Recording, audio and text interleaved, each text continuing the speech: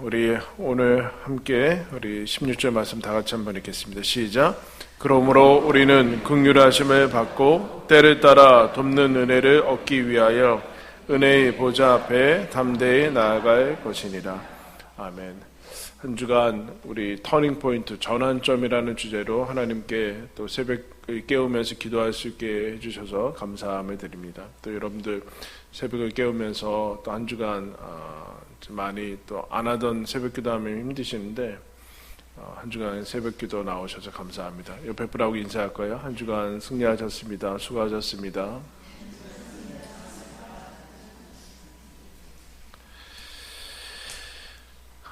긍휼하심을 받고 때를 따라 돕는 은혜를 얻기 위하여 은혜의 보좌 앞에 담대히 나아가다. 이제 우리가 한 주 살폈는데 오늘은 은혜의 보좌 앞에 어디로 나아갈 것인가 할 때 은혜의 보좌 앞에 나아가라 이렇게 얘기합니다. 여러분 보좌라는 것은 왕의 자리입니다. 임금이 앉는 자리를 이제 보좌라고 하는데 그럼 어디로 이렇게 하나님께 나아가라고 하는데 어디로 나아가라는 얘기일까요? 구약 시대처럼 예루살렘 성전에 예루살렘 성전으로 나아가는 것이 하나님께 나아가는 것으로 이제 상징적으로 나타내는데 오늘 우리가 신약 시대 때는 하나님께 나아가고 기도로 나아간다라는 것은 어디로 나아가는 겁니까? 뭐 어떤 종교처럼 그 한 방향 뭐 이슬람 사람들은 이제 메카를 향해서 기도하지 않습니까? 그래서 핸드폰에도 어플이 다 깔려 화살표 방향 그들이 기도실에 가면은 화살표가 있어서 여기가 메카 방향이라고 이쪽을 향해서 기도를 하는데 우리는 예수 그리스도 그 은혜의 보좌 앞에 나아가는 것은 어디를 향해서 기도하는 것인가? 어느 장소를 가야 되는 것인가? 아니면 어느 방향으로 기도를 해야 되는 것인가? 라는 이제 문제가 나옵니다. 그때 하나님께서 구약 시대 때는 지성 성전이 있었는데 성전 안에도 지성소라는 것이 있었습니다. 지성소는 막으로 가려져 있어서 아무나 들어갈 수 없고 제사장 중에도 대제사장 한 명만이 1년에 딱 한 번 들어가는 겁니다. 딱 한 번 들어가서 이제 하나님을 만나는 곳이 지성소인데 1년에 한 명인 한 번뿐이 만날 수 없는 거. 그러면 이것이 그 은혜의 보좌라고 얘기하는 겁니다. 여러분 우리가 높은 사람이 되면 특징들이 있죠. 특징들이 있는데 격리된다라는 겁니다. 아무나 만날 수 없는 것이 점점 접근하기가 어렵게 되는 것이 보통 이제 세상의 모습입니다. 여러분 우리가 요새는 청와대 여러분 가보셨나요? 구경 안 가셨어요? 개방됐는데도 안 가시네요? 그죠? 관심이 없어요. 경복궁은 가보셨죠? 거기에 여러분 우리 마음대로 갈 수 있습니까? 뭐 구경은 신청해서 할 수 있어서 뭐 가서 하겠지만 여러분 대통령 만나겠다고 가겠습니까? 가면 만나줍니까? 왕을 함부로 만날 수 있겠습니까? 임금을 만날 수 있겠습니까? 구약시대 때 하나님을 만난다라는 것은 1년에 한 번 대제사장이 대표로 만나는 것을 의미하고 있습니다. 그런데 지금 히브리서는 그 구약의 상황을 알고 있는 사람들이죠. 하나님을 만나는데 담대히 나아가라고 얘기를 하고 있습니다. 그 어디로 나아가야 됩니까? 예루살렘 성전도 없고 우리는 지금 어떤 방향이나 그런 것이 없는데 그때 우리가 앞에 14절 15절 그 앞절에 있는 14절 15절 말씀 제가 읽겠습니다. 그러므로 우리에게 큰 대제사장이 계시니 승천하시니 곧 하나님의 아들 예수시라. 우리가 믿는 도리를 굳게 잡을지어다. 이렇게 하나님의 아들 예수님이 대제사장이신데 그분이 지금 어디 계시대요? 승천하셨다라고 얘기했습니다. 승천하셔서 하나님의 보좌 우편에 앉아 계시는데 하나님이 예수님에게 하늘과 땅의 권세를 주신 하늘과 땅의 모든 권세를 예수님께 위임한 하나님의 아들이요 구원자다라고 얘기를 하고 있습니다. 하나님께서 지금 하나님 보좌에 예수 그리스도와 함께 앉고 계시는데 거기로 나아가는 것이다. 거기로 나아가는 것인데 그분이 어떤 분인가? 15절에 우리에게 있는 대제사장은 우리의 연약함을 동정하지 못하실 이가 아니요 모든 일에 우리와 똑같이 시험을 받으신 이로되 죄는 없으시리라. 하나님께서 하나님 보좌에서 그냥 인간의 삶을 이렇게 내려다보시는 그런 신이 아니라 친히 인간이 되셔서 모든 어려움들과 인간이 사는 것을 다 경험하신 분이기 때문에 그분은 우리를 능히 도울 수 있고 우리의 삶을 이해하실 수 있고 우리와 함께 인생을 걸어갈 수 있고 또 예수님이 길이 되시기 때문에 그분 앞에 나아가면 우리 인생을 도움을 받을 수 있다라고 얘기를 하고 있습니다. 하늘과 땅의 모든 권세를 가지신 분, 그래서 은혜의 보좌라는 것은 신약시대에 오면은 예수님은 얘기를 하고 있습니다. 예수님, 예수라는 이제 뭐라고 표현하기 뭔가 인격, 예수라는 인격에게 나가는 것이 하나님께 나아가는 것이다. 여러분, 그런데 하늘과 땅의 권세를 가지신 분, 그게 우리랑 무슨 상관이 있어요? 하늘과 땅의 권세를 예수님이 가지신 거랑 우리가 그것을 가지는 것이 무슨 의미가 있습니까? 그들만 그만에 하나님 저 위에 하늘에 계시고 우리는 지금 대단히 어렵게 힘들게 인생을 살아가는데 그게 나한테 무슨 적용이 되느냐라고 이제 얘기할 수 있습니다. 그래서 예수님이 이 땅에 오신 이유죠. 구약시대 때는, 그럼 구약시대라고 해서 대제사장이 1년에 한 번 만난다고 해서 하나님께서 그러면 이스라엘 백성 가운데 거하지 않으셨는가? 그렇게 얘기하지 않습니다. 구약시대 때부터 하나님께서는 이렇게 얘기합니다. 만민이 기도하는 집이 교회다. 성전이다. 만민이라는 표현을 쓰고 있어요. 만민. 여러분, 은혜라는 것이 무엇일까요? 은혜는 누구나라는 것이 들어가 있습니다.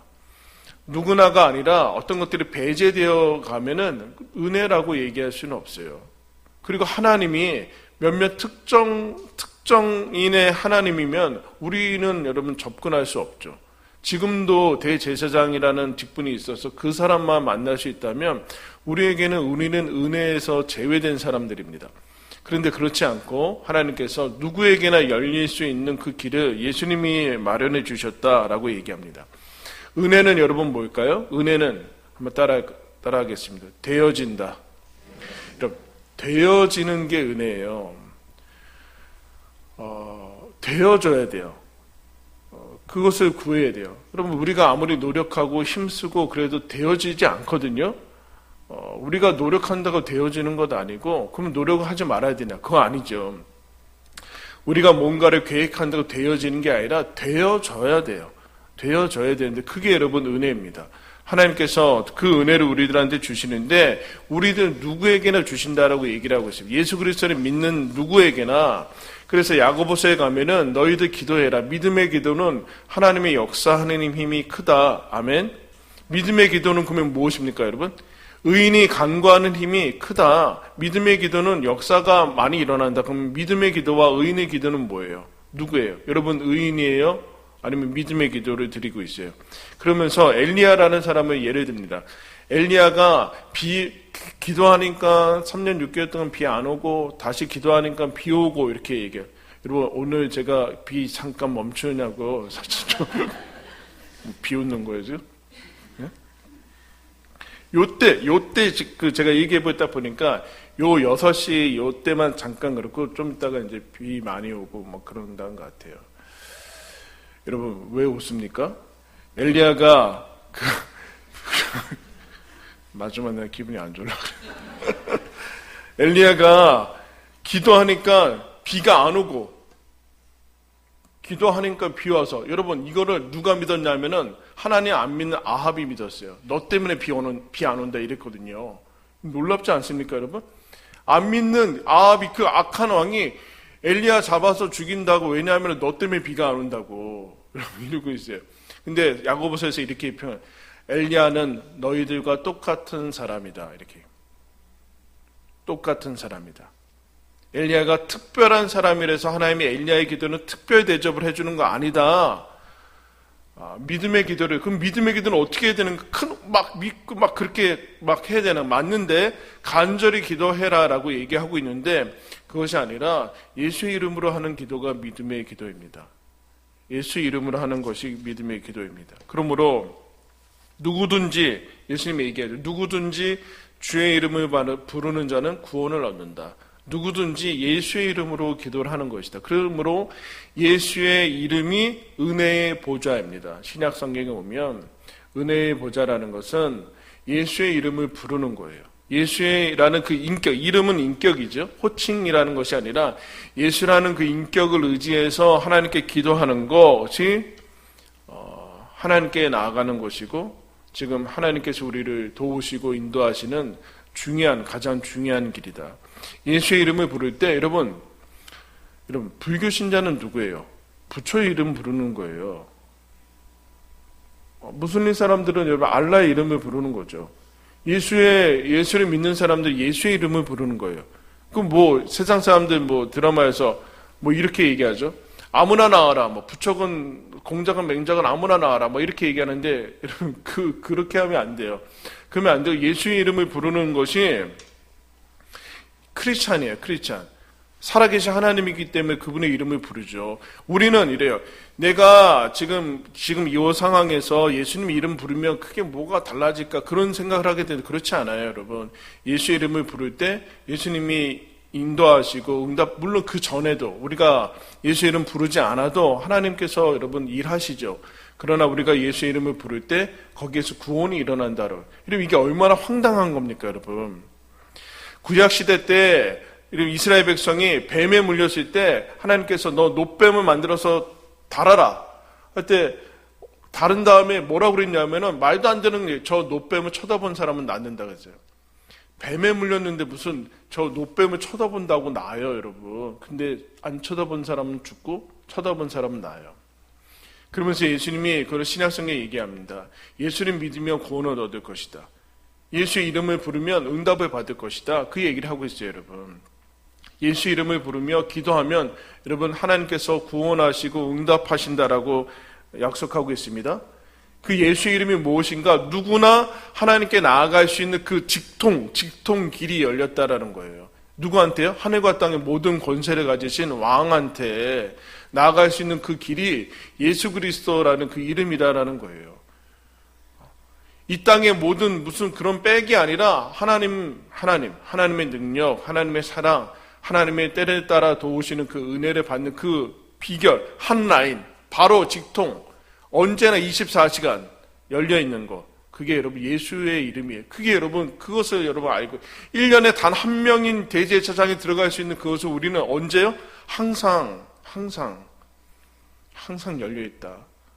쉬지 말고 기도해라. 무슨 얘기예요? 항상 너희들한테 오픈되어 있다. 하나님의 임재는 언제나 너희들한테 부재 없이 언제나 함께 있는 것이다. 그래서 여러분 터닝 포인트는 뭐냐 하면은 내가 이제 혼자 살지 않고 예수의 이름을 부르면서 살겠다. 예수님께 기도하면서 살겠다. 예수님의 임재를 인식하면서 살겠다라는 것이 가장 위대한 결심이요 전환점이고 생각이다라고 여러분 얘기하고 있어요. 인류 역사가 여러분 BC와 AD 나눠지잖아요. 예수님이 오면서 나눠지는 거예요. 내 삶에 예수 그리스도를 모시면서 내 삶이 나눠집니다. 이전에 어떻게 살았는지 모르지만 예수가 들어오면은 그 사람이 인생이 바뀌게 돼요. 그러면 지금 우리는 예수 그리스도를 믿고 사는데 어떻게 되는가? 다시 예수를 믿고 더 잘 믿는 것이 삶의 전환점이 되는 거예요. 여러분 예수님 더 잘 믿으시기 바랍니다. 저도 보지는 못했는데 이번 주에 보려다가 시간이 없어서 못 봤는데 2000 한 몇 년 전에 나온 영화가 있는 것 같아요. 그 영화를 이제 예수를 입는 사람이라는 그 책에서 잠깐 설명을 해줬는데 About Time이라는 영화가 있다고 합니다. 보셨어요? 이제 이 집안에 비밀이 있는데 아버지만 알고 있다가 아들이 20살 되니까 이제 알려줘요. 어떤 비밀이 있는가? 시간 여행을 할 수 있는 그 능력을 가지고 있어요. 이 집안에. 아버지도 그걸 사용했고 아들도 이제 시간 여행을 할 수 있는 거죠. 어떤 과거로 돌아가서 다시 한번 살 수 있는 거예요.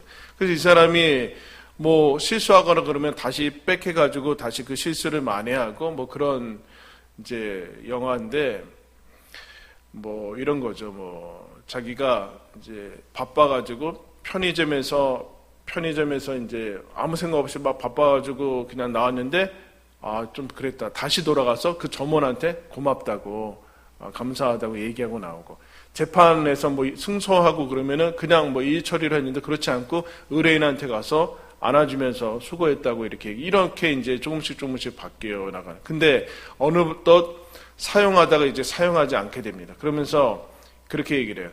내가 아버지는 모르는 한 가지 배운 것이 있다. 뭘 배웠는가? 나는 교훈을 얻었는데 이제 나는 다시 과거로 돌아가지 않는다. 그냥 오늘을 다시 돌아온 것처럼 산다. 실수한 다음에 다시 돌아가서 그러지 않고 오늘 지금 처음 사는 거를 오늘 다시 주어진 것처럼 다시 돌아온 것처럼 후회하지 않을 것처럼 산다. 그렇게 얘기해요. 여러분, 예수님으로 인해서 다시 거듭나서 다시 얻은 삶 아닙니까? 예수 안 믿었으면 우리는 아무런 가치가 없는 죄로 얼룩진 그런 삶을 살았을 텐데 예수님이 내 삶 가운데 어느 순간 들어오셔서 그전과는 완전히 다른, 예수님 없는 삶과는 다른 인생을 주어졌어요. 즉 하나님의 자녀로 살 수 있는, 잃어버렸던 하나님의 형상을 가지고 살 수 있는 기회를 우리가 받은 것이죠. 받은 거예요. 그러면 우리 삶 가운데도 내 삶의 전환점은 예수님을 통해서 얻어지게 되는데 그 삶을 어떻게 살 것이냐라고. 그 삶을 주님께서 얘기를 하고 있어요. 주님께서 오늘이 다시 얻어준 기회, 거듭나지 않았느냐, 다시 새롭게 살 기회를 허락해 주지 않았느냐. 그래서 오늘 우리가 읽은 본문 말씀은 뭐라고 그래요? 그러므로 우리는 하나님께 담대히 나아간다. 우리는 예수님이 있는 사람이다. 예수님이 있지 않느냐? 예수님이 하나님 아들이고 하늘과 땅의 권세를 가지신 분 아니냐? 그러므로 하나님의 사랑받는 사람 아니냐, 너희들. 하나님의 사랑받는 거 어떻게 아느냐? 예수 아니냐? 하나님의 사랑, 하나님의 능력을 받는 사람 아니냐? 능력이 있는 사람 아니냐? 어떻게 아느냐? 예수라는 거예요. 때를 따라 도와주시는 것 아니냐? 예수 아니냐? 너에게 백이 있지 않느냐? 예수라는 백이 있지 않느냐? 예수라는 능력 있지 않느냐? 사람들이 너 사랑해주는 사람이 없다고? 예수가 있지 않느냐? 너 능력 없다고? 예수라는 사람, 예수가 있지 않느냐? 무슨 더 권세가 필요하냐? 하나님의 권세면 충분하지 않느냐? 그러므로 우리는 담대히 예수의 이름 앞에 나아간다 라고 여러분 얘기를 해주고 있습니다. 여러분 이제 다시 다르게 살아가십시오. 이 일주일 전과는 다르게 살아가십시오. 더 예수님 이름 부르시고 더 예수님. 여러분 특별 새벽기도에는 왜 할까요? 네? 특별 새벽기도 새벽기도는 매 있거든요. 월요일부터 똑같이.